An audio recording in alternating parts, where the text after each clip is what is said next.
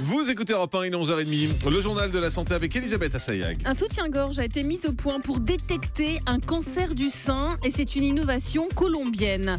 La fatigue influencerait nos choix financiers. Plus on est fatigué, plus on recherche une récompense. Et puis un tiers des produits solaires pour enfants ont une très faible protection d'après un test de l'UFC Que Choisir qui lance l'alerte ce matin.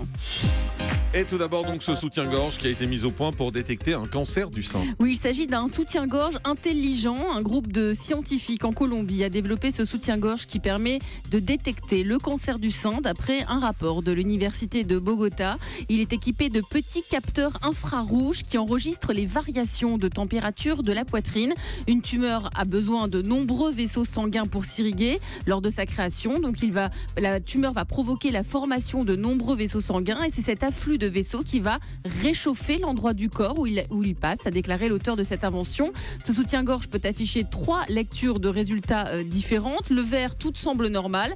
Le jaune suggère de faire un deuxième test et le rouge signale une anomalie.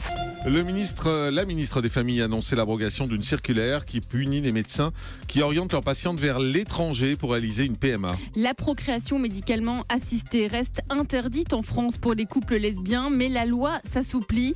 Laurence Rossignol, la ministre des Familles, a confirmé l'abrogation d'une circulaire qui vise à poursuivre les gynécologues qui conseillent aux patientes célibataires et lesbiennes d'aller à l'étranger pour effectuer une PMA. Ces derniers peuvent être condamnés à 5 ans de prison, 75 000 € d'amende. Désormais, les femmes lesbiennes pourront se faire suivre en France. Écoutez la réaction de Dominique Borène, le président de l'association des parents et futurs parents gays et lesbiens. Il va simplement avoir un peu moins de gynécologues frileux qui vont accepter de suivre en pointillé leurs patientes en leur prescrivant certes des traitements en France. Donc au moins les femmes seront remboursées par la Sécu, c'est bien ça. Donc concrètement, il devrait y avoir moins de médecins qui vont leur dire « Ah ben non, moi je peux pas faire, vous comprenez, je risque la prison », ce qui est une foutaise. Jamais personne n'a risqué quoi que ce soit. Ça peut conforter certains médecins d'être un peu moins frileux et de suivre ces femmes parce qu'effectivement, il y a quand même une certaine complexité à recevoir des traitements en France et aller faire son parcours PMA dans un pays étranger. Tant mieux, ça va pouvoir au moins éliminer un peu de stress.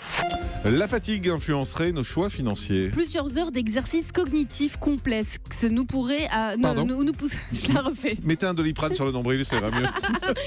Plusieurs heures d'exercice cognitif complexe nous pousseraient à favoriser à chercher une récompense immédiate. D'après des chercheurs en neurosciences de l'Institut du cerveau et de la moelle épinière de l'hôpital de la Pitié-Salpêtrière à Paris. Nombril, on avait dit. Non, c'est pas possible. La fatigue nous pousserait à choisir des récompenses immédiates. En gros, vous préférez aller vous offrir un bon restaurant plutôt que de mettre de l'argent de côté pour partir en vacances dans 6 mois. Les chercheurs ont conduit des expériences sur 50 volontaires âgés d'en moyenne 24 ans. 3 groupes. Le premier devait résoudre des exercices complexes pendant 6 heures. Le deuxième, des exercices simples. Et le troisième, ils jouaient à des jeux vidéo ou lisaient des articles. Les scientifiques leur ont demandé s'ils préféraient recevoir une somme d'argent immédiatement ou une plus grosse somme d'argent beaucoup plus tard. Et résultat, ceux qui réalisent un travail complexe prolongé, c'est-à-dire le groupe 1, avait davantage envie de faire des choix impulsifs, c'est-à-dire ils voulaient recevoir une petite somme d'argent sans délai. En cause, la fatigue, les heures de travail intense, le cerveau est à la recherche d'une récompense immédiate. T'as rien compris. Moi non plus. Vous pouvez recommencer ? En gros, plus vous travaillez de longues heures et vous fournissez un travail cognitif important, plus vous avez envie de vous récompenser. Et ben voilà, ça prend 10 secondes. J'ai expliqué toute l'étude. Non, mais c'est logique en plus. Ben oui. Non, vous pouvez avoir envie de mettre de l'argent de côté pour partir en vacances dans 6 mois. Depuis le début de l'Euro, les fanzones sont prêtes à réagir en cas de blessés ou de mouvement de foule. Les supporters français vont être nombreux à supporter leur équipe, à encourager leur équipe demain dans les différentes fanzones. Plus de 90 000 personnes sont attendues, rien que dans celle qui est située au pied de la Tour Eiffel à Paris. C'est un défi pour les équipes de secours. Comment ces équipes sont-elles organisées ? Écoutez le reportage de nos confrères de France 5. Sac à oxygène sur le dos, défibrillateur à la taille, brancard à la main, Romain et son équipe mobile sont aux aguets. Les victimes ne vont pas toujours se montrer et nous dire quand ça ne va pas. Donc c'est pour ça qu'on fait des rotations pour pouvoir observer toute la zone. Et puis je vous avouerai que les gens qui boivent un petit peu ont tendance à se cacher dans un coin Si des victimes sont repérées, direction l'un des 7 postes de secours qui quadrillent les 132 000 mètres carrés de la fan zone. D'accord. Vous avez envie de vomir ou pas du tout? Pas envie de vomir. Les pas mal aux yeux. En tout, 70 à 100 secouristes sont présents chaque jour de match. Tous appartiennent à la Fédération française de sauvetage et de secourisme, une association reconnue d'utilité publique qui travaille en étroite collaboration avec le SAMU de Paris. À l'heure actuelle, il y a un médecin, 2 permanenciers du SAMU qui sont là, qui coordonnent avec l'ensemble des dispositifs des services de l'État, les secours, et que par contre derrière, ce que vous ne voyez pas, nous avons de quoi prendre en charge à peu près 1000 à 2000 victimes en l'espace de quelques minutes s'il y avait besoin, en coopération avec la brigade des sapeurs-pompiers de Paris.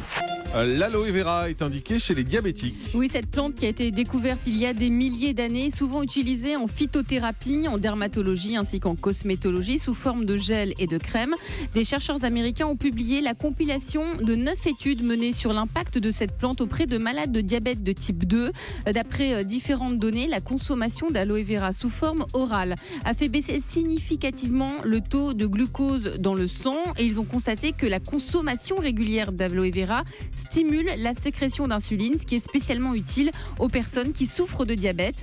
En jus, une consommation de 50 ml par jour constitue une dose maximale et sous forme de gélule. La posologie est recommandée de 200 à 300 mg par jour. Allez, on termine avec le chiffre du jour. Un tiers des crèmes solaires pour enfants ne protègent pas complètement les enfants du soleil d'après un test réalisé par l'UFC Que Choisir. L'association de consommateurs alerte les parents. 17 produits solaires ont été testés. Pourtant, les résultats révèlent des carences en termes de protection UV. L'UFC alerte les parents. C'est Elisabeth Assayag.